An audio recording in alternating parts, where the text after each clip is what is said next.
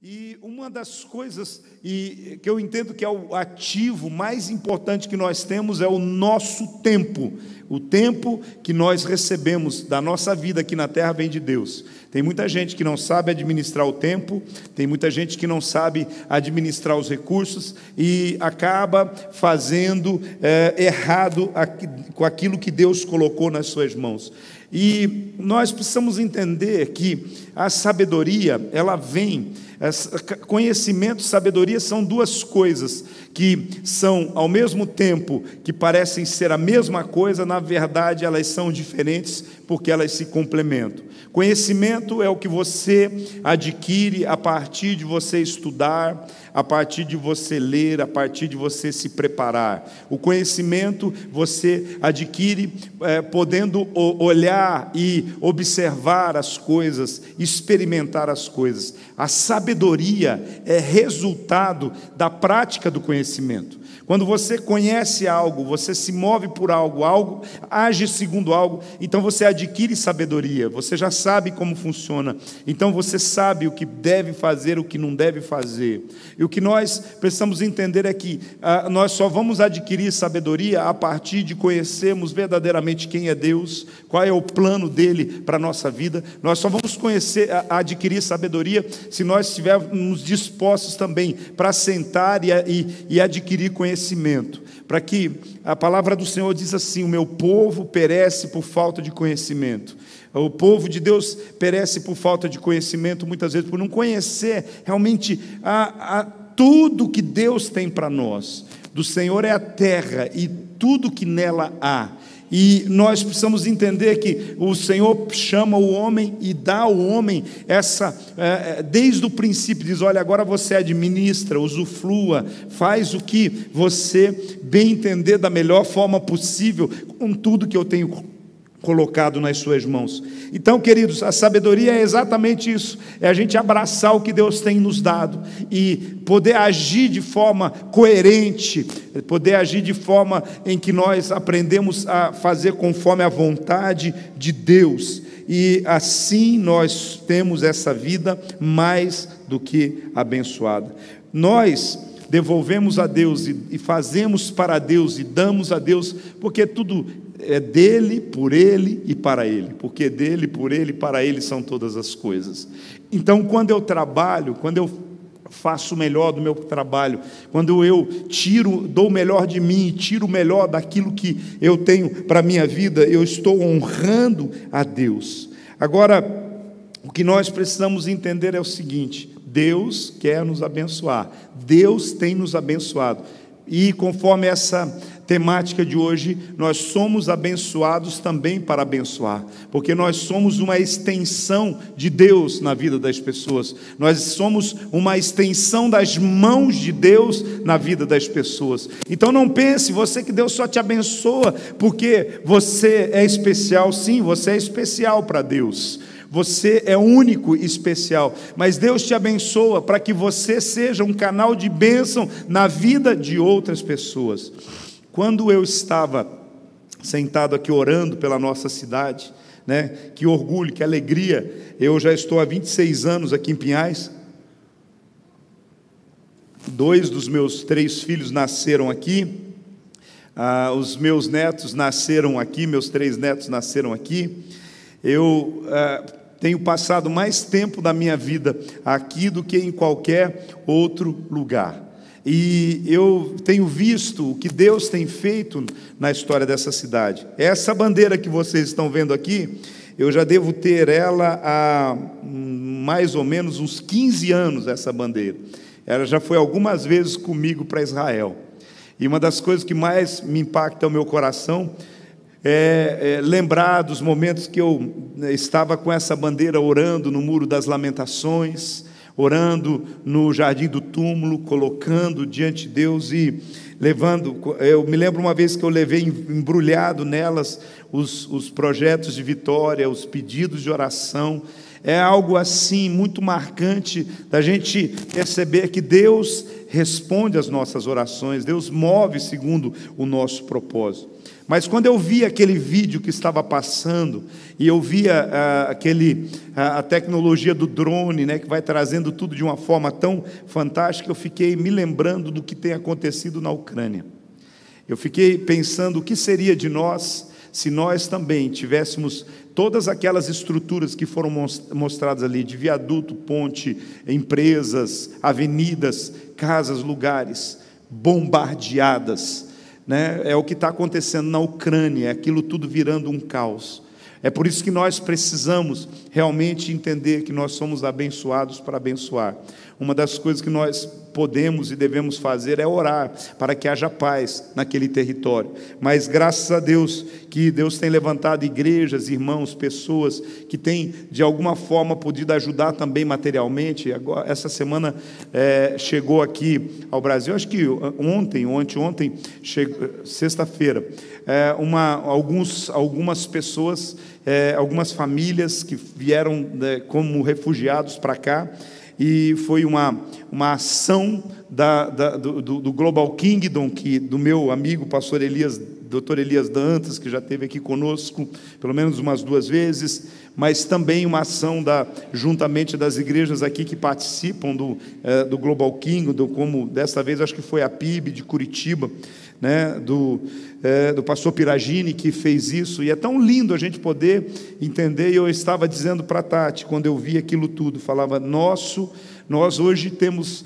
agido aqui com os nossos, com o projeto Manancial, como vocês sabem, das 150 crianças que atendemos, as 75 famílias, o grande desafio, né, Ariel, que nós temos tido agora da ampliação da estrutura para atender melhor. Nós temos agido com relação à África, no nosso projeto da Missão Mãos Estendidas, ali nos 4 países, nas necessidades, tanto diárias como nos momentos difíceis que eles passaram, como o ciclone. Mas eu percebo, e eu tenho orado para que nós, como igreja, possamos também chegar um momento que nós tenhamos um recurso específico para esses momentos, um recurso para que nesses momentos a igreja possa, sem precisar fazer nenhum outro movimento, mas possa dizer, nós temos uma estrutura para, temos aqui 4, 5 famílias que a gente possa atender. E isso é ser igreja, abençoados para abençoar. Há alguns anos atrás, tudo que nós fazíamos a respeito de ação social era doar algumas cestas básicas. Mas hoje Deus tem nos dado a graça de que nós podemos ajudar a crianças, adolescentes, algumas crianças que hoje já são adolescentes, que estão podendo ser abençoadas, e isso é abençoado para abençoar. Nós temos reconhecido e entendido de Deus que nós temos mais do que precisamos e muito além daquilo que nós merecemos. Você concorda? Eu tenho mais do que eu preciso, eu tenho muito além do que eu mereço. E diante disso, o que eu vou fazer? Eu vou me sentir angustiado? Não, eu vou fazer como o salmista Davi diz assim, que darei eu ao Senhor por todos os benefícios que me tem feito. Então eu abençoo pessoas. É interessante que, irmãos, cada dia nós precisamos entender que sempre há ao nosso redor uma situação de pessoas que precisam de ajuda. Domingo passado eu estava sentado aqui e eu recebi uma mensagem de uma pessoa da nossa equipe dizendo, olha, tem uma pessoa que tem frequentado a igreja, ela está passando por necessidades, ela pediu ajuda, tem filhos, passou por um momento de luto na família e precisa de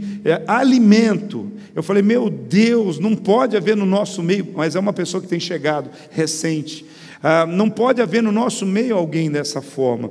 Então nós nos mobilizamos rapidamente e na segunda-feira mesmo, eu mesmo tive o privilégio de ir entregar, levar, para poder realmente de alguma forma dizer que como igreja nós estamos aqui para abençoar. Eu não fui fazer política ou qualquer coisa, eu fui representar você, cada um de nós, cada um que tem de alguma forma, um ajuda com 1 quilo, outro ajuda com uma cesta básica, outro ajuda com um pouco de recurso de dinheiro, outro ajuda com roupa, e assim nós vamos nos movendo debaixo do propósito, abençoados para abençoar. Nós podemos, muitas vezes, como fizemos no meio dessa campanha, em que nós dissemos, dá uma olhada lá no seu guarda-roupa, dá uma olhada nas coisas que você tem em casa e veja, desapega um pouquinho e abençoa alguém que está precisando de algo. Esse foi um ensino que Jesus disse, olha, se alguém tem 2 túnicas, então pega uma delas e dê a quem não tem nenhuma.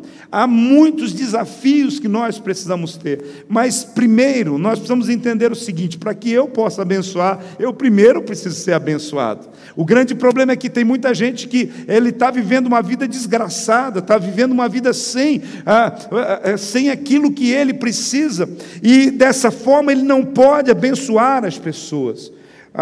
Hoje pela manhã eu falava algo que é muito importante para a gente entender, que se é uma parte que nós nos tornamos muito parecido com Deus, é no dar.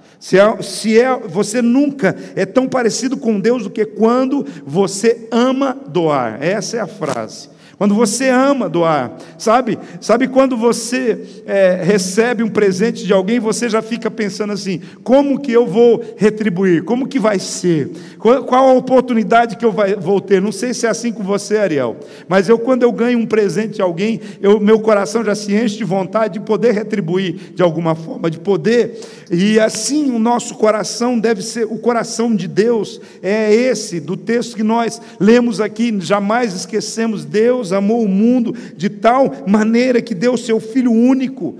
Ele tem essa possibilidade. Nós nos tornamos muito parecidos com Deus quando nós decidimos ser doadores, porque Deus é o grande doador. A palavra diz, assim conhecemos o amor que Deus tem por nós e confiamos nesse amor. Deus é amor. Todo aquele que permanece no amor, permanece em Deus, e Deus nele. Nós o amamos porque Ele nos amou primeiro. Nós o amamos porque Ele nos amou primeiro. Ainda a palavra diz assim, que Deus tenha misericórdia de nós e nos abençoe e faça resplandecer o seu rosto sobre nós, e para que sejam salvos, sejam conhecidos na terra os teus caminhos e a tua salvação. Para que sejam conhecidos, o Salmo 67, 1 e 2 nos diz isso, para que sejam conhecidas a tua salvação. Queridos, o que nós precisamos também entender é que o grande problema, o pastor Robert Morris, no livro que dá origem a essa série, que é Mais Que Abençoado, eu não sei se você adquiriu, mas mesmo terminando a campanha, é um manual de vida mais que abençoado. Eu quero sugerir a você adquirir, e não só adquirir, mas ler. Eu passei uma parte da minha tarde lendo um pouco desse livro, e cada história, cada testemunho, cada vivência me estimula a querer viver essa vida mais que abençoada. Mas uma das coisas que o pastor Robert Morris diz para nós é o seguinte, que enquanto nós mantivermos a mentalidade de donos, nós nunca entenderemos a essência e a grandeza da mordomia bíblica.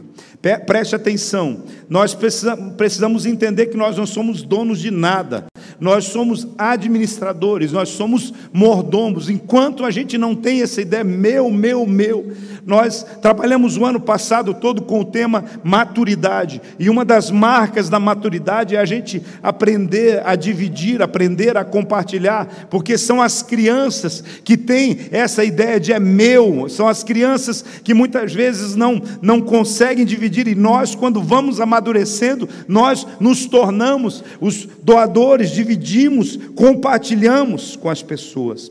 Agora, dentro desse propósito, a palavra de Deus diz em 1 Coríntios 4, 2, se você vai colocar alguém para administrar o seu dinheiro, você colocaria alguém que você não confia? Você colocaria alguém que você sabe que é nitidamente infiel? Na verdade, por isso que a palavra do Senhor diz que a única coisa que Deus requer dos seus encarregados, dos seus mordomos, é que eles sejam encontrados fiéis. Nós começamos essa série falando sobre a parábola dos talentos, em que o Senhor saiu e deixou 5 talentos para um, 2 talentos para outro e 1 talento para outro, e os 2 primeiros, o que ganhou 5 talentos e o que ganhou 2 talentos, foram lá, multiplicaram os talentos e fizeram o que era esperado com aquilo que o Senhor colocou nas mãos deles. Mas o que recebeu 1 talento foi lá, enterrou o talento, não foi capaz de sequer multiplicar, não foi capaz sequer, como o próprio Senhor diz, de colocar no banco para render juros. E aí, na verdade, é considerado infiel não é apenas aquele que dilapida o patrimônio que Deus dá nas suas mãos, mas é quem não usa corretamente aquilo que Deus coloca nas suas mãos, seja muito ou seja pouco. A parábola dos talentos, ela dá uma ideia bem clara, que não é apenas quem tem muito que pode e deve administrar bem, mas principalmente quem tem pouco, porque na verdade quem não é fiel sobre o pouco não pode ser colocado sobre o muito. A chamada de Deus está exatamente nesse princípio sobre a nossa vida. É por isso que Paulo diz aos irmãos da igreja de Corinto, dizendo para nós, o que se requer desses encarregados, o que se requer desses mordomos é boa mordomia, ou seja, a boa mordomia é que sejam encontrados fiéis naquilo que Deus colocou nas suas mãos. Nenhuma fidelidade se sustenta com a infidelidade na entrega da parte que se coloca diante de Deus.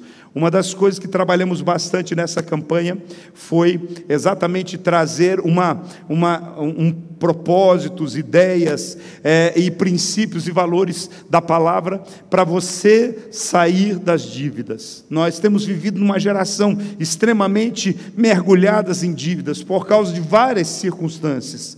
E uma das coisas que se tem, que as pessoas muitas vezes entram e mergulham nas dívidas, e nós como pastores muitas vezes nos propomos a ajudar primeiro, orando, para que o Senhor possa quebrar essa maldição, quebrar esse ciclo, muitas vezes vicioso, porque eu cansei de ver pessoas conseguir zerar a sua vida financeira, zerou, agora mantém só, porque tem algumas dívidas que são normais você ter na sua vida. Você vai comprar uma casa própria financiada e pelas nossas condições você tem que comprar às vezes para pagar em 300 meses. Isso é algo que é natural, normal, você está fazendo um investimento pensando no seu futuro. Mas quando eu falo de dívidas, eu estou falando algumas dívidas que são desnecessárias, algumas dívidas que são feitas num cartão de crédito, que você entra no cheque especial, que aquilo vai virando uma bola de neve. Tem algumas pessoas que conseguem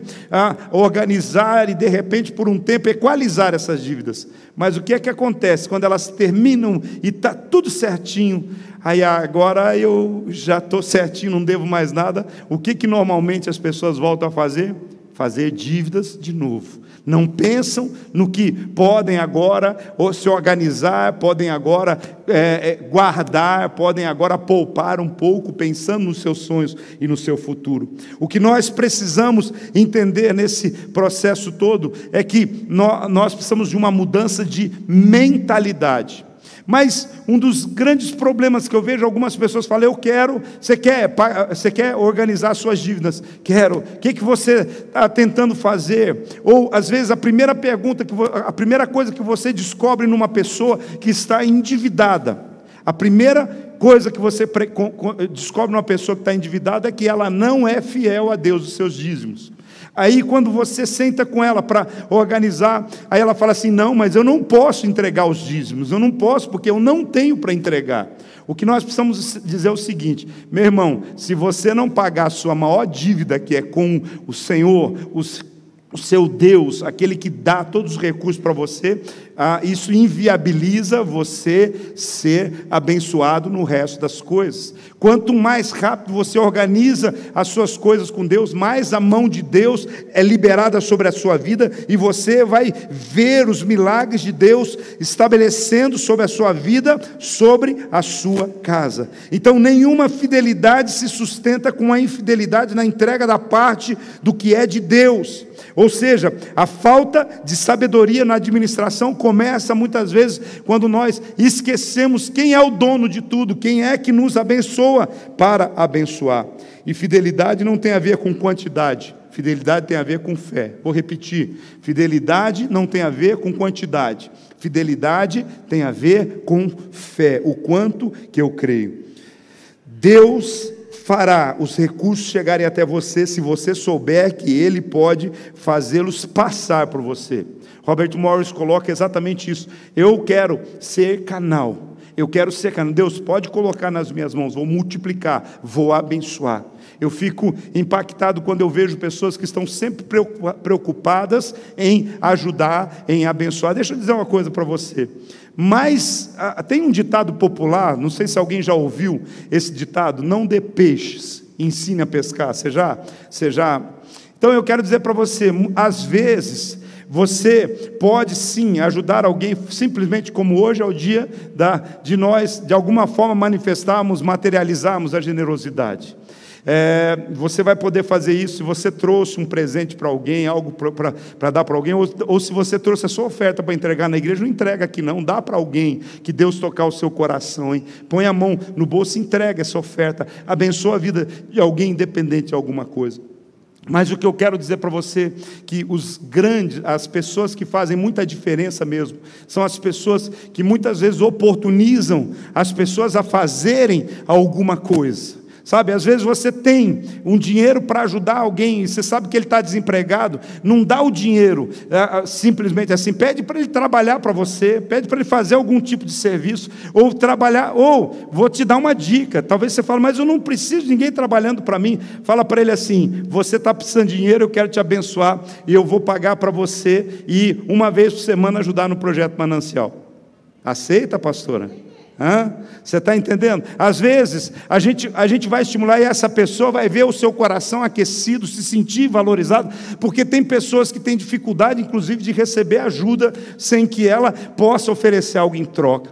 Nós às vezes precisamos ter essa sabedoria de mobilizar e ajudar. Às vezes você pode ajudar duas coisas, como diz o ditado popular: matar duas cobras com uma cacetada só. Você pode resolver algumas situações, né? Talvez você, eu estou dizendo da igreja, projeto Manancial, mas às vezes você tem lá alguém da sua família que você vê que está com necessidade, que às vezes não pode pagar por uma diarista, e você sabe que tem uma irmã da igreja que está precisando. Você fala: olha, eu vou te dar X para você ir lá limpar a casa da minha mãe, ou da minha irmã, ou da minha cunhada, ou de alguém que... Irmãos, por isso que a Bíblia fala de sabedoria, você ter entendimento do que é que você pode fazer. De repente você abençoa duas pessoas, e se você abençoa duas pessoas, às vezes ligadas à igreja, você abençoa o reino, você abençoa a igreja, você abençoou. Às vezes a gente não pensa debaixo desse processo que há coisas que nós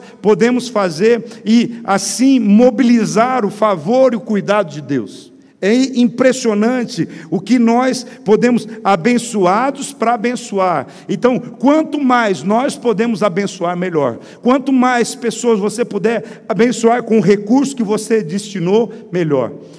O livro Vida Mais Que Abençoada conta a história de um casal. E ele começa, tem lá no primeiro capítulo, e depois do capítulo final, o pastor repete essa história. E essa história é de um casal que procurou com dívidas assim, que aparentemente eram impagáveis. Era um casal que eles tinham até um bom trabalho, um bom recurso, mas eles mergulharam assim em dívidas. E uma das coisas que o pastor trabalhou com eles era: então a gente tem que começar, se vocês querem organizar e sair dessa situação. Eles começaram a participar de ensinos como esse sobre mordomia, e disse: a primeira coisa que vocês precisam é ter um orçamento para entender o que vocês devem, organizar todas as suas contas, saber o que entra, saber o que está saindo, para então fazer os devidos cortes, as devidas organizações. Era um casal jovem, recém-casado, que tinham até uma boa receita, e o homem da casa, ele disse que preferia perder os rins do que fazer um orçamento. Então estava aí a chave de um grande problema. Ele não sabia tudo que ele gastava, ele só sabia que pagava com cartão, pagava, e depois passava o cartão, e depois não sabia, e aquela coisa ia aumentando, aquela montanha de... aquela bola de neve. Obrigado. Então, diante disso, a primeira coisa que eles sentaram foi isso, e ele até resistiu, mas um orçamento, agora ficar aqui, achatadinho, sim, mas Deus deu graça, ali em cerca de 2 anos eles conseguiram resolver todas essas coisas. Em cerca de 2 anos eles já estavam tendo uma liberalidade de poder contribuir com o reino de Deus, com as coisas de Deus, com cerca de 25% dos recursos que eles tinham. Essa família, esse casal, além de ser fiel na casa onde eles congregavam, eles tinham por meta carregar consigo dinheiro em espécie. E para que, à medida que o Senhor tocava no coração deles, eles podiam abençoar pessoas que tinham necessidade. E a questão está assim, o quanto que eles se sentiam felizes e realizados por poder abençoar as pessoas. Às vezes a gente pensa que a maior realização que eu vou ter na minha vida é quando eu conseguir adquirir o carro que eu sonho, quando eu conseguir ter os móveis da casa que eu sonho, a casa própria que eu sonho. Tudo isso é realmente algo que traz conforto, alegria, mas a maior alegria e realização você vai ter é quando você pode ajudar uma outra pessoa, é quando você pode ser generoso. Mas antes de você ser generoso, você precisa resolver os seus problemas. Você tem que primeiro ser abençoado para depois abençoar. E uma pessoa que está mergulhada em dívidas, por mais que ela tenha um coração generoso, mas não adianta, como que você vai dar ofertas de dinheiro, de recursos que você não tem? Como que você vai fazer compromissos, como a gente vê, às vezes, algumas pessoas motivando as pessoas a mergulharem, acredite, faça por fé. Não, irmão, a única coisa que eu quero dizer para você, se você quer sair das suas dívidas, a primeira coisa, você precisa resolver, a primeira dívida é com Deus. Então você precisa começar resolvendo a sua dívida com Deus. Agora, o restante você vai organizando para que no tempo adequado, você diga, eu sou abençoado, eu estou abençoado, para eu abençoar com generosidade, conforme Deus tem para mim.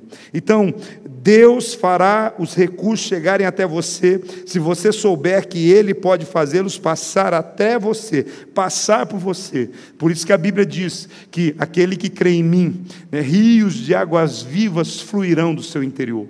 Nós vemos isso falando sobre salvação, vemos isso falando sobre vida de Deus na vida das pessoas, mas esses rios de prosperidade e bênção, de todo favor que vem de Deus através da nossa vida. Você precisa entender isso. Que palavra abençoada nós recebemos hoje pela manhã, que palavra poderosa. Mas porque você foi abençoado para abençoar, eu quero concluir essa palavra deixando 3 princípios para você. O primeiro deles é você entender o seguinte: a vida do mordomo fiel é uma vida de gratidão, é uma vida agradecida. A vida no mordomo fiel não é aquela assim, ai meu Deus, de novo, vou ter que fazer isso. Não, ele é uma vida agradecida. Olha o que diz Paulo, na segunda carta aos Coríntios, capítulo 4, versículo 15, quem é fiel no pouco, também é fiel no muito. Quem é desonesto no pouco, também é desonesto no muito. Tudo isto é para o bem de vocês, para que a graça que está alcançando um número cada vez maior de pessoas faça que transbordem as ações de graça para a glória de Deus.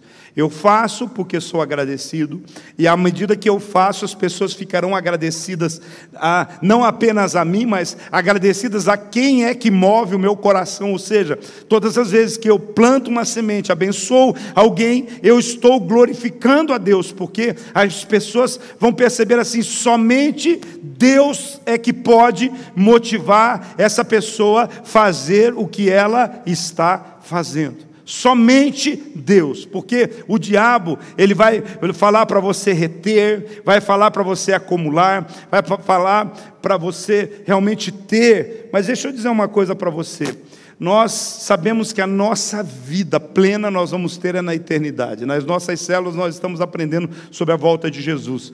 Guerras, terremotos, situações que nós estamos vendo e vivência, tudo aponta para que Jesus vai voltar. Então, quero dizer para você, aonde nós vamos viver uma vida plena, uma vida sem enfermidade, sem doença, sem pobreza, sem pessoas no sinaleiro pedindo coisas, é no céu. Lá nós vamos ter realmente em Deus esse propósito. Agora, o que nós precisamos entender é que na terra, aqui onde nós estamos vivendo, nós também podemos fazer disso um treinamento para vivermos no céu.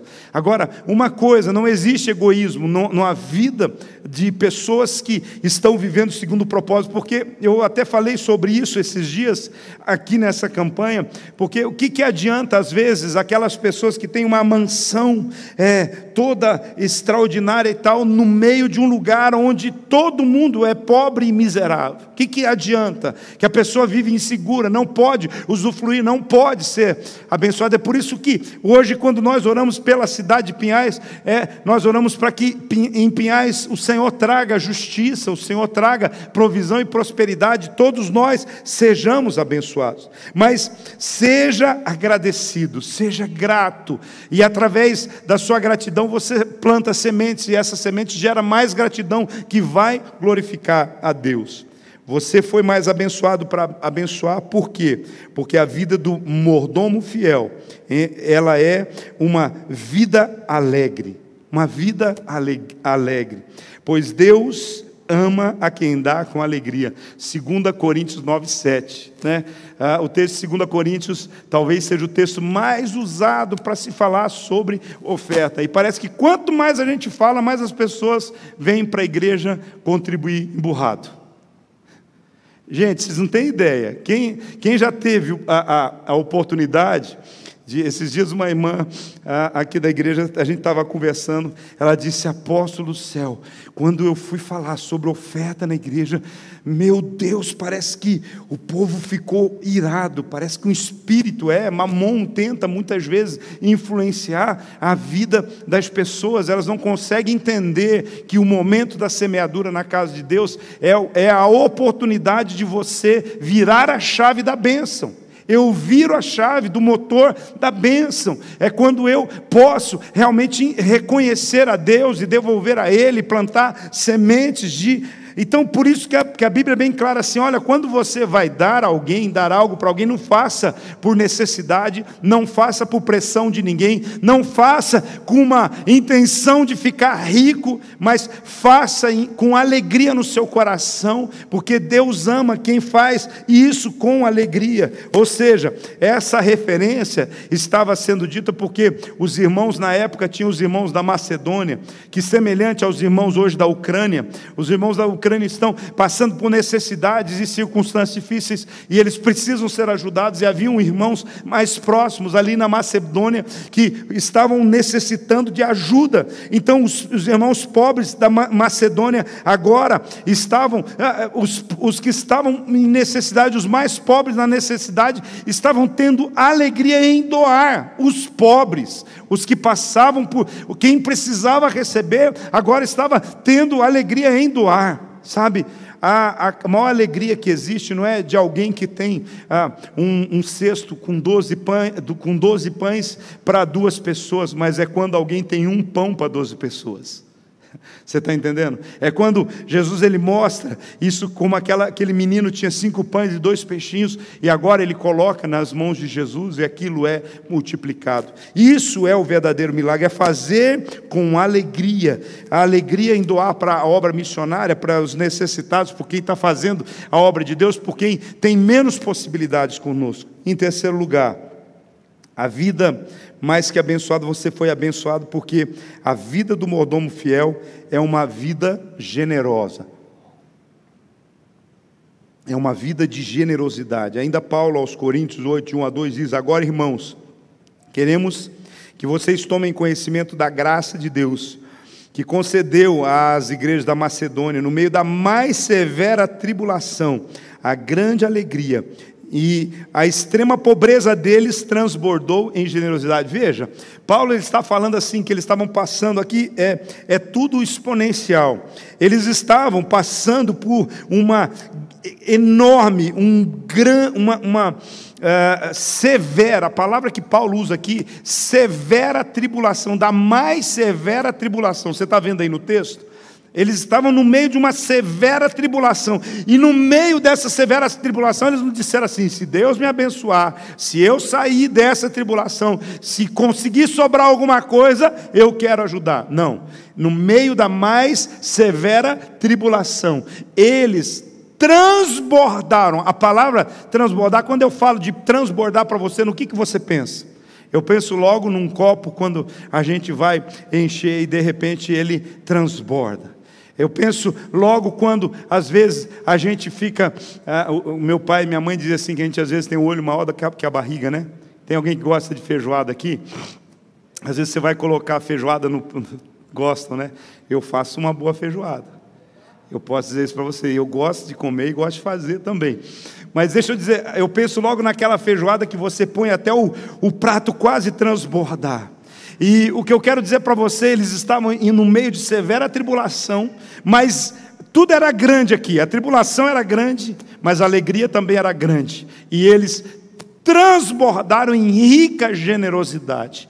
Sabe, por isso que a Bíblia sempre traz algumas referências sobre quem doa, não é só quem tem maiores possibilidades, mas a Bíblia fala do menino com os 5 pães e 2 peixes, a Bíblia fala de Jesus sentado diante do gasofilácio do templo. Jesus ficou pertinho do gasofilácio do templo, e de repente vem uma viúva, uma velhinha ali, e ela entrega uma oferta, era a menor de todas as ofertas que chegaram ali, mas Jesus disse: de todos esses que ofertaram, essa foi a que deu mais, porque ela deu tudo.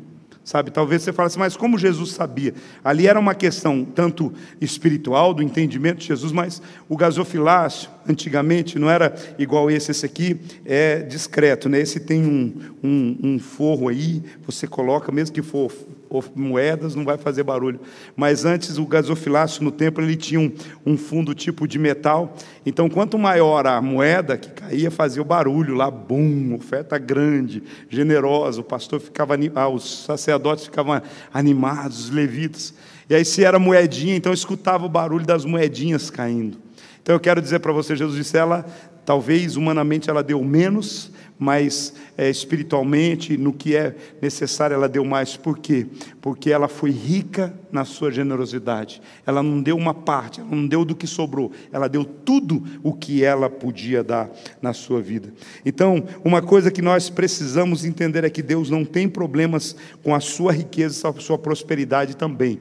Entenda uma coisa, irmãos, essa vida mais que abençoada não é para você pensar menos de si mesmo, mas mais. Não é para você pensar em ter menos, mas é você pensar em ter mais. Por que abençoados para abençoar? Porque quanto mais você tiver, mais pessoas, mais lugares, mais ambientes, mais situações você pode fazer e realizar. Nós precisamos ter sonhos no nosso coração de dizer assim, de que podemos muitas vezes falar, eu quero poder estar pronto e preparado para qualquer situação, para qualquer projeto e para qualquer necessidade. Então Deus não tem nenhum problema com você prosperar, com você enriquecer, desde que a riqueza não seja o seu Deus, desde que ela não roube o seu altar, desde que ela não tenha a prioridade na sua vida. E Paulo, inclusive, ele deixa um texto bíblico falando aos ricos a respeito de como eles deveriam comportar-se. Em 1 Timóteo 16,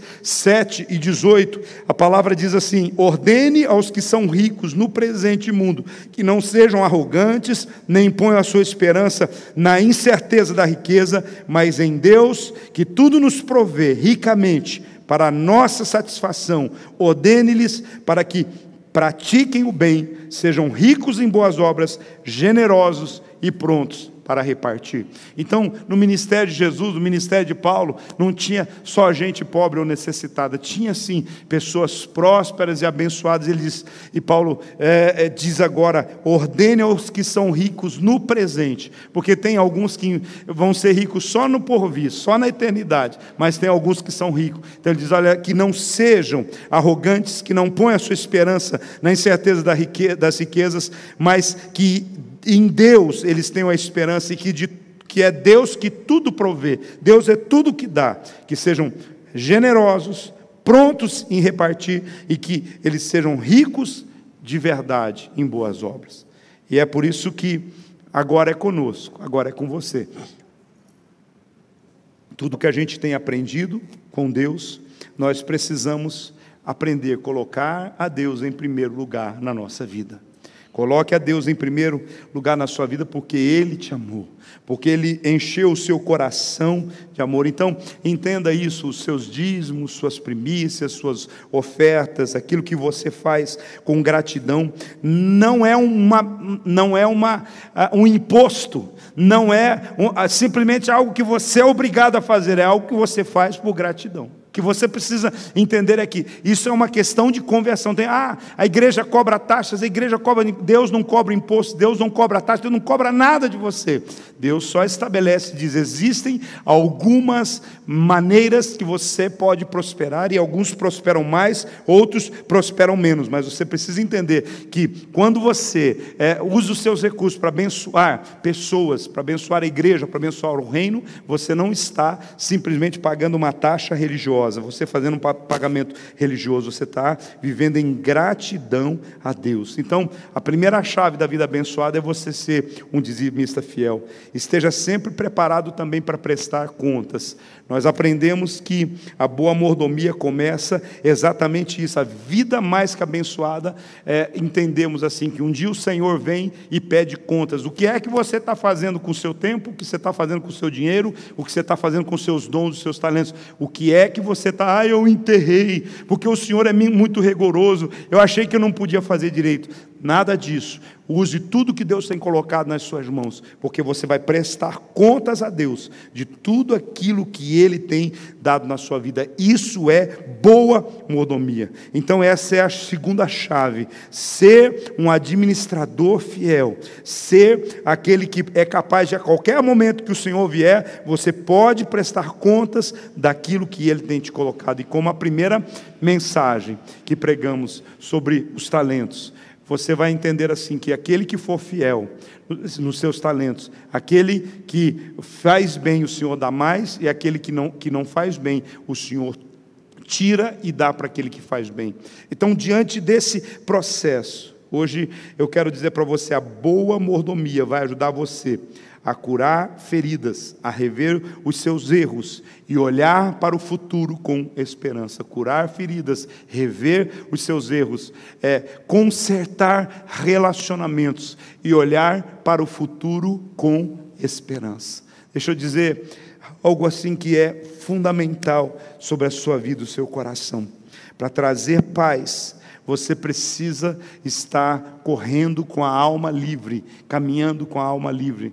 Deixa eu dizer uma coisa para você, que eu tenho conversado com muitas pessoas que têm tomado essa decisão. Inclusive, essa semana eu tive um discipulado, e um discípulo colocou claramente, disse: olha, eu estava amarrado, preso, a minha alma estava presa com relação a algumas pessoas que me deviam. E a partir do momento que eu decidi no meu coração, eu peguei, e quem eu pude encontrar pessoalmente, eu encontrei, quem eu não pude, eu liguei, e quem eu não consegui falar, eu deixei uma mensagem dizendo assim: está perdoado, estou perdoando você, estou liberando você, você não me deve mais nada, siga a sua vida que eu vou seguir em Deus. Às vezes, irmãos, ao invés de você ficar o tempo todo contando uma coisa que você tem certeza que você nunca vai receber, libera, abençoa, sabe? Faça aquilo que Jesus fez conosco na cruz do Calvário. Ele rasgou o escrito de dívida que estava contra nós. Então, eu não estou querendo dizer para você simplesmente fazer qualquer coisa sem realmente ter no seu coração uma convicção a respeito disso, mas talvez algo que está impedindo você de prosperar é exatamente como eu vi há umas 3 semanas atrás. Eu vi um documentário, e um senhor, ele abria uma caixa, e naquela caixa ele tinha cerca de uns 250 cheques. Lembra do tempo do cheque pré-datado? Ele tinha cerca de 250 cheques, e ele estava contando o testemunho dele. Sabe o que aconteceu? Ele pegou aquela caixa com todos aqueles cheques, diante dos seus filhos que estavam olhando, e inclusive mencionou alguns nomes assim de pessoas, né? Ele pegou acendeu a lareira da sua casa, virou aquela caixa com todos aqueles cheques dentro e foi como uma libertação na vida dele. Então, tudo que talvez esteja sendo um peso, impedindo você de seguir o seu propósito, você precisa fazer. Agora, se há coisas que eu quero dizer para você, há coisas que você precisa receber, para você não ficar pobre, para você não ficar desgraçado na vida. Eu estou dizendo assim, o que está afetando a sua alma, o que está afetando os seus relacionamentos. Tem relacionamento rompido por causa de alguma coisa, abençoa. Ah, mas a pessoa não merece. Você merecia ser perdoado por Jesus? Você merecia que Jesus morresse na cruz por nós? Então, é a vida mais que abençoada, é abençoados para abençoar. Esteja pronto para viver esse propósito de Deus. Quero convidar você a se colocar em pé. Vamos viver pela fé, esse entendimento que Deus tem colocado diante de nós.